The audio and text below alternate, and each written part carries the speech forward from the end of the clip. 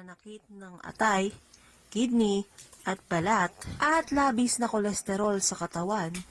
3 ingredients lamang ang ating kakailanganin. Maghanda ng 10 piraso ng kalamansi o 1 piraso ng lemon. 4 hanggang 5 butil ng bawang.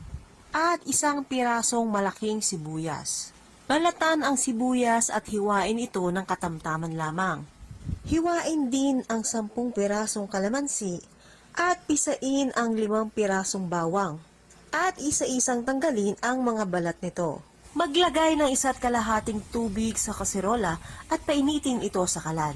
Kapag kumukulo na ang tubig ay maaaring nang ilagay ang 3 ingredients. Pakuluan lamang ito mula 8 hanggang 10 minuto.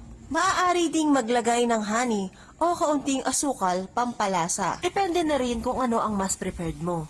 Hanguin ang kaserola mula sa kalan at isalin sa malinis na tasa.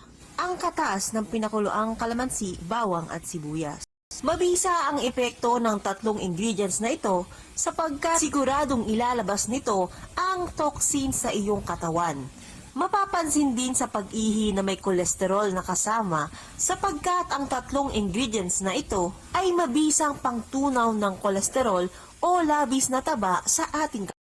Para sa mga taong may iniindang pananakit ng